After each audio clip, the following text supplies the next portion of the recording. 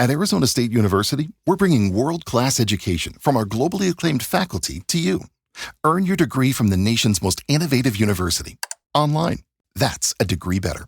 Learn more at asuonline.asu.edu. Coming up on the Threat Status Podcast, we talk to Audrey Schaffer, a space policy expert and the Vice President of Strategy and Policy at Slingshot Aerospace, about the need to manage space traffic and the potential militarization of space by U.S. adversaries. And then we break down President Trump's shift on Ukraine and NATO, whether we've seen the limit of Trump's diplomatic power, and much more. Don't forget to go to WashingtonTimes.com and sign up for the daily Threat Status newsletter.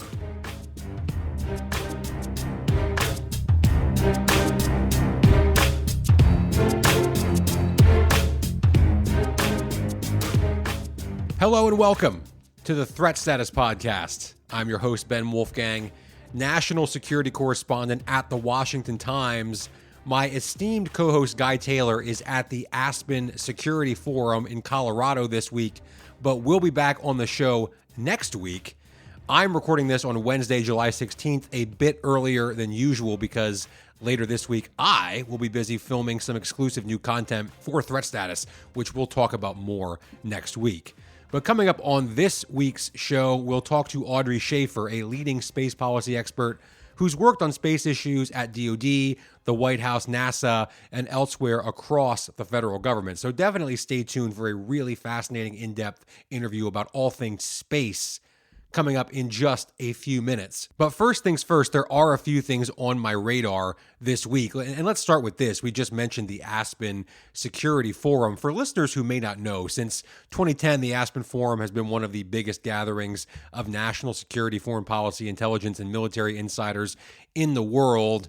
It's held in Aspen, Colorado, and as Guy will tell you next week, it's difficult to get there and really, really expensive to stay there for even just a few days.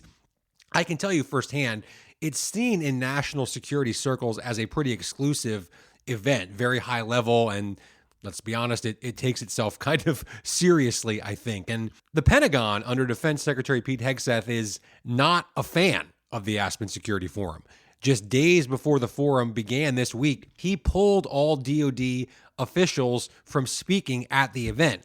Navy Secretary John Phelan, Indo-Pacific Command Leader Admiral Sam Paparo, U.S. Space Command Commander General Stephen Whiting, and Special Operations Command Leader Army General Brian Fenton were all slated to speak, but they were pulled just about a day before the forum began. The Pentagon said the Aspen Forum doesn't reflect DoD values, and one DoD spokesperson referred to the Aspen event as an example of globalism, or the idea that multiple nations should make major decisions in concert. Critics, of course, say that concept of globalism erodes national sovereignty and American freedom. This might seem a little bit inside baseball for some listeners, but it's important here because we're always looking for tangible, real-world examples of how the DoD is shaking things up and breaking from tradition. And this is, I think, a good example of that. This decision essentially says the Pentagon is not going to keep playing ball with what it views as the national security or foreign policy establishments in Washington. And whether you agree or disagree with that, it's important that that's happening one way or another.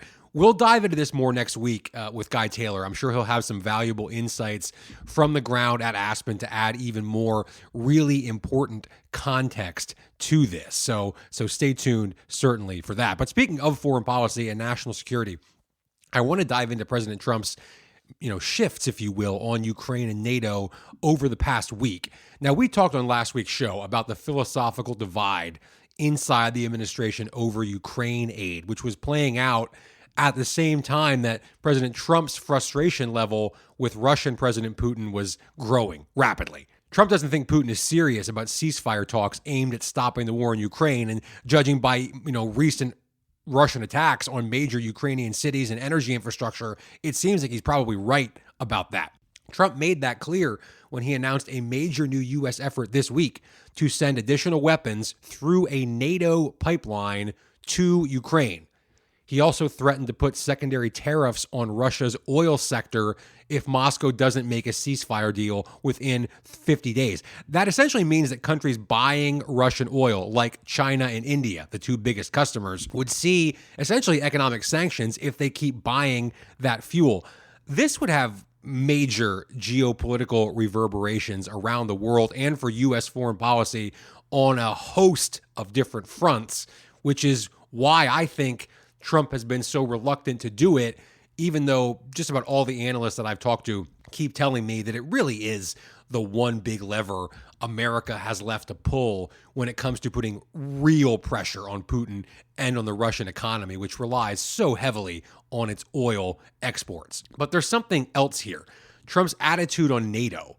After a decade or more of bashing the alliance, Trump this week kind of reversed course. He said NATO is no longer obsolete. In fact, he told the BBC in an interview that NATO is becoming the opposite of obsolete. He cited the fact that the alliance is taking on a greater role in European security, and he cited the provision of weapons to Ukraine. Even more specifically, he talked about the fact that NATO member countries are dramatically increasing their defense spending. We just saw an announcement from France a couple of days ago to that end about a major increase in defense spending. I can tell you that the foreign policy establishment we just talked about, a lot of the folks at the Aspen Security Forum this week are probably pretty happy to hear Trump's change of heart on NATO. That's generally speaking, I think, where the establishment comes down on the importance of NATO in the, what we always talk about and hear about, this refrain of the post-World War II global order. But for Trump personally, we might be seeing the limits of diplomatic outreach and negotiating power. Russia seems to be brushing off this threat of secondary oil tariffs and the demand for a ceasefire within 50 days. Iran's parliament this week said it won't engage in any new nuclear negotiations with the U.S. until it gets assurances there will never be more American airstrikes on Iran. And I can't imagine the U.S. giving those kinds of promises to Iran. So if Trump's getting the cold shoulder from the adversaries that he's trying to negotiate with, where does he turn? Well, the other sides of these debates: NATO, Ukraine.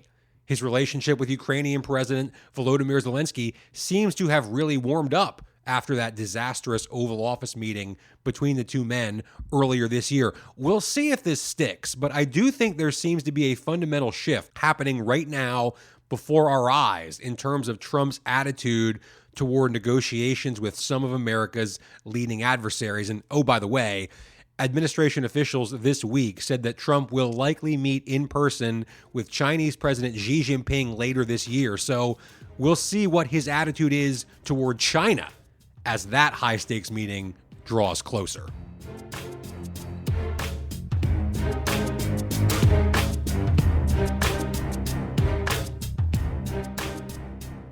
And we are joined now by Audrey Schaffer. She is a space policy expert and the vice president of strategy and policy at Slingshot Aerospace, a leading space domain awareness company.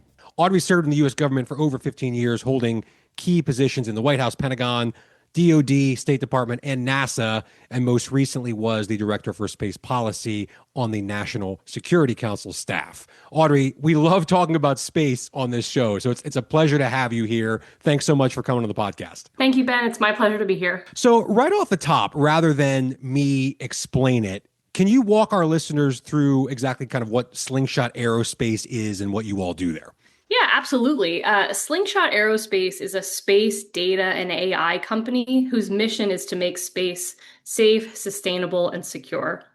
Over the last decade, we've seen an incredible rise in activity in space, primarily due to investment from the private sector. There are over 12,000 active satellites in space today, and more are being launched every day.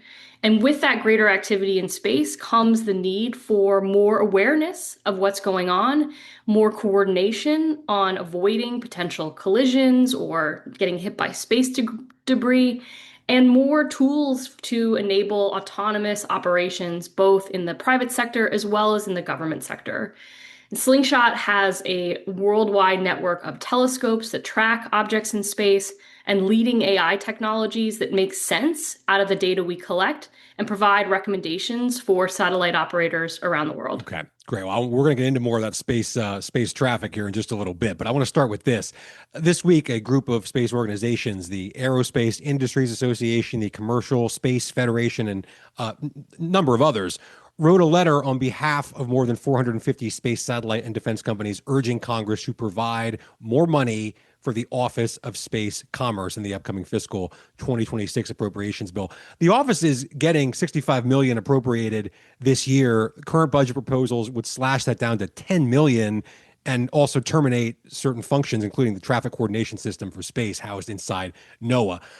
Can you explain for listeners who may not be familiar, frankly, with OSC, the Office of Space Commerce, why this budget proposal is a problem, what the long and short-term impacts of it could be, and just frankly, why listeners should care about it? As I already talked about, the space sector is growing tremendously in the United States. I mean, it's a cutting-edge sector, enables our technological leadership, our strategic competitiveness, and contributes to our GDP. The U.S. space economy is about 0.5 or 0.5% of the U.S. GDP, which sounds really small, but if you look at other sectors like the agriculture sector, that's only 0.9%. So we're making a significant contribution to the U.S. economy as well as U.S. national security. But as space becomes increasingly crowded, we need a function akin really to air traffic control for aviation to help satellite operators deconflict their operations, make sure that they're not in the same place at the same time, and avoid potential collisions that could result in the creation of space debris and making space really unusable for everyone. And the reason that this matters to, your everyday, citizen or business is because we use space every single day in our daily lives. Whether it's getting internet connectivity from space, looking at the weather forecast, or even timing a financial transaction at the gas station or on the stock market. Those are all services that are supported by satellites.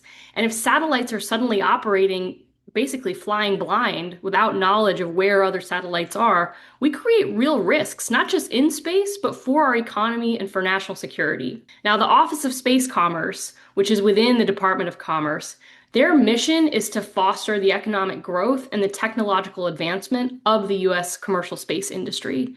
And one of the key functions that they have is to provide space traffic coordination for U.S. satellite operators, again, akin to how the FAA provides air traffic control. For the last several years, the Office of Space Commerce have been working on building this TRAX system to provide that space traffic control, and they're actually on the cusp of releasing it to be available to all satellite operators. They're about 6 months away from full operations.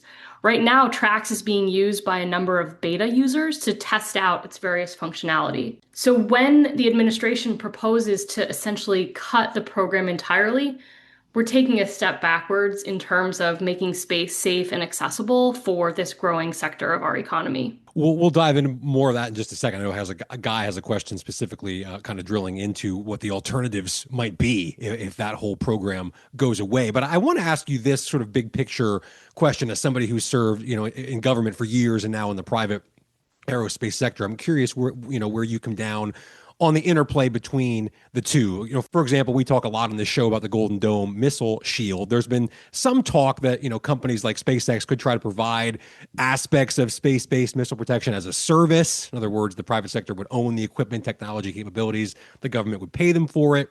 We could spend an entire episode, talking about private industry's role in space launch, for example. I've heard from private companies, they're concerned about who's financially responsible if their satellites or sensors get destroyed, in some sort of space confrontation with an adversary.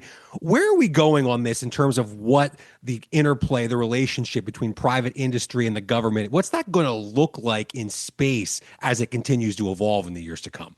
The private sector is incredibly important for performing both, commercial as well as national security missions in space. Whether you're talking about something like the Golden Dome, which is obviously newer, or a historical example of providing, imagery from space. The US government is already leveraging technology and capabilities from the private sector in performing government functions. I mean, there's an entire industry of commercial space companies out there who are selling products and services for government use. And in fact, space traffic coordination is no different. One of the benefits of the program that the Office of Space Commerce had been working on was that it was intended to leverage the innovation in the private sector in exactly the same way as a company like SpaceX could support the Golden Dome. A company like Slingshot Aerospace is supporting the Office of Space Commerce TRAX program. So we're bringing the best industry technology for government use, but there's still that government user at the end. And, the reason I think this is important to talk about in the context actually of space traffic coordination and missile defense for that matter too, is that I'm not sure you really want, a private company doing missile defense kind of on its own. You want it to be doing that for the US government because it is an inherently governmental function. The same is true on the space traffic coordination side. You need a government system to provide those basic safety services and to be able to go toe-to-toe internationally in negotiating the future of international space traffic coordination. In the same way that the FAA goes out and negotiates with other countries on airspace rules and regulations, the US government needs to be able to negotiate those rules and standards for space, and having our own space traffic coordination system is table stakes to be part of those discussions. I want to go back to this letter that this group of space organizations sent to Congress recently. The letter says that, quote, failure to fund the Office of Space Commerce, or OSC, adequately risks reverting to space traffic coordination or reverting the space traffic coordination mission to DoD, despite longstanding U.S. policy favoring civilian oversight, end quote. I butchered the quote a little bit, but that's basically what it says. Why exactly should we favor civilian oversight of space traffic, given national security threats to satellites? If the mission did revert back to DoD, what would that change? Yeah, if space traffic coordination reverts back to DoD, I think we'll see two challenges manifest. The first is that DoD has, limited resources in terms of its satellite tracking infrastructure. It is still the best in the world, but it is optimized for tracking high-end space threats, for monitoring space weapons from China and Russia, identifying them, maintaining custody of them, characterizing them to understand, what they are, what weapons might be on board, for example. That's a very different function than broad surveillance of everything going on in space, not really caring what an object is or who it belongs to, but really just, is it going to run into somebody else and how do I get in touch with them if I need them to move? Those are two different missions. And the Space Force's resources, the DoD's resources, are really optimized for that defense mission, and rightly so. We need our warfighters to be focused on threats from space. They shouldn't be the help center for spaceflight safety. So, the sort of the first challenge that arises from reverting this mission back to DoD is that it would be a distraction at a time when our military needs to focus on threats from space. Because the DoD's infrastructure is not optimized for the space traffic coordination mission, it's really not serving the industry particularly well. And as space activity continues to increase, I think we'll see the DoD infrastructure unable to keep pace, and that then introduces additional risk on commercial operators who are supporting so many functions that you and I rely on in our daily lives. Do you feel like philosophically we're also talking about this idea of the militarization of space or the risk of it?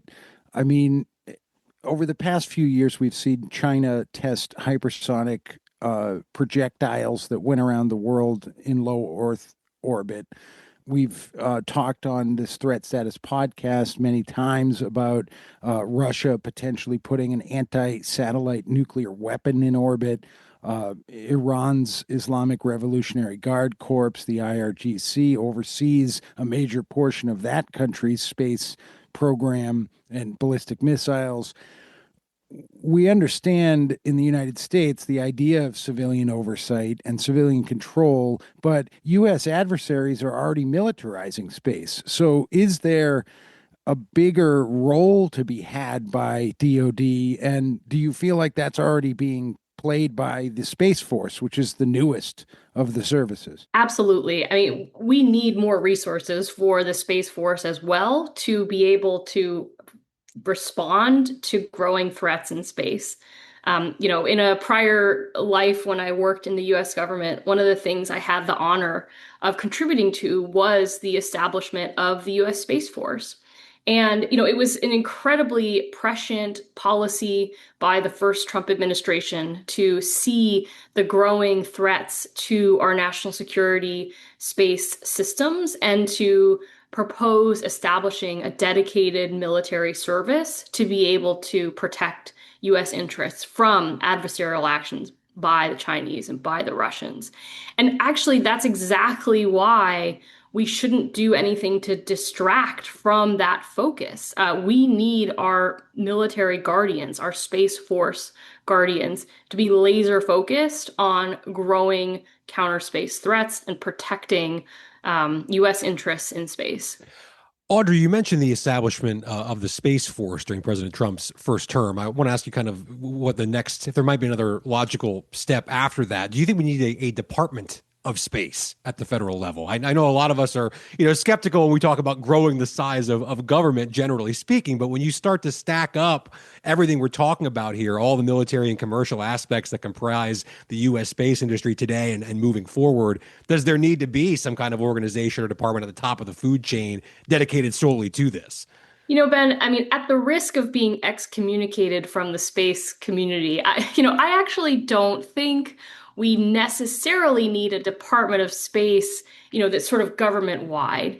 Space ought to be integrated with so many different things that we do, whether that's our homeland security efforts that run by DHS, whether that's our commerce activities, within the Department of Commerce, whether that's the science and exploration that NASA runs. I mean, I wouldn't necessarily recommend consolidating all of that together because each of those agencies has their role to play and space fits within it.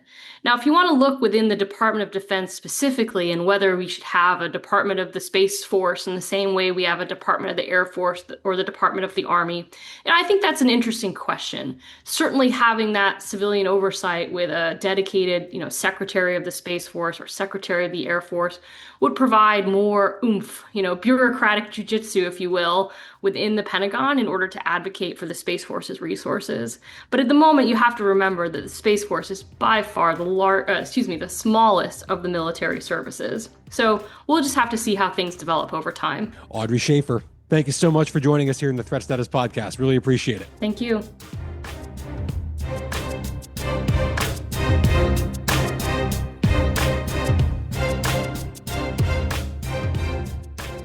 And it's time now for Threat of the Week, our weekly segment here in the show where we identify a threat, whether it's here at home domestically or in some corner of the world that we think is impacting U.S. national security right now, this week, as you all are listening to the show. My threat of the week is dependence on countries like China for rare earth minerals.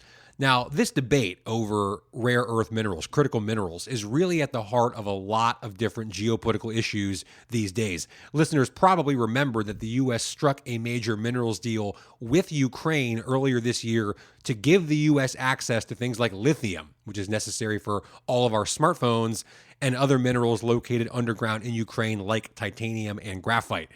One of the reasons that the U.S. is looking for new places to get rare earth minerals is because of dependence on China. Former Senator Joe Manchin, a West Virginia Democrat with a mining background, really put this in perspective this week when he testified before the House Foreign Affairs Committee. Manchin rattled off some pretty frightening statistics. The U.S. is over 90% reliant on China for graphite, gallium, rare earths, over 60% reliant on germanium, 70% reliant for high-grade cobalt and nickel, and other examples. We could go on and on. Now, the good news here is that everyone, from the U.S. government to private industry, seems to recognize this is a big problem. Fox Business reported this week that Apple is expected to announce a $500 million commitment to MP Materials, the only rare earth mine currently operating in the United States. And there are other examples of companies looking for opportunities to get the minerals they need either directly here in the U.S. mining operations, or at least from partner nations, friendly countries, and not adversaries such as China. Quick side note here, it is worth keeping in mind that some folks in the mining industry are really concerned about Silicon Valley's growing interest in critical mineral mining, and they say it could come with its own risks. A lot of tech firms and venture capital funds, of course, have a vested interest in mining for critical minerals, and they have the money to back the operations, but they don't necessarily have the expertise to actually do the jobs themselves. And as someone who grew up in anthracite coal country in Pennsylvania, I can tell you firsthand, mining is really, really hard work. It's really complicated and it's really dangerous. And you need the right kinds of expertise and safety protocols in place to do it right, to do it safely, and do it effectively to make sure you get what you're trying to get. So we need to stress here that, as we talk about mining companies, venture capital firms, Silicon Valley are starting to work together on some of these issues, Silicon Valley needs to make sure it has the right people on the mining side, in its corner to do the actual work here when the rubber meets the road in these mines. So that aside, this is clearly an important issue, and it's a threat right now because while we do all seem to recognize the problem, it's really tough to turn this thing around overnight. And right now, dependence on adversaries like China for critical minerals is a major vulnerability for U.S. national security, and that's why it's my threat of the week. So thank you all so much for listening. A big thanks to Audrey Schaffer from Slingshot Aerospace for that fantastic interview and deep dive on all things space. A big thanks to all of you, as always, our listeners. Please go ahead, hit that subscribe button, share the podcast with all your friends. Guy Taylor will be back next week here on the Threat Status Podcast.